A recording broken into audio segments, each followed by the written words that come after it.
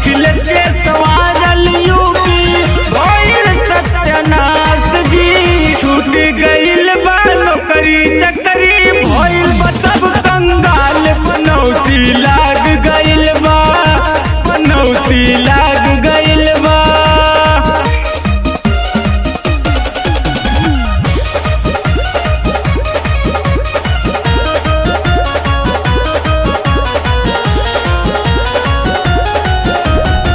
UP में कइले राले भैया जवन काम हो, काटी काटी पिताऊ को रेले अपन नाम हो, रेले अपन नाम हो। यूपी में कइले राले भैया जवन काम हो, काटी काटी पिताऊ को रेले अपन नाम हो।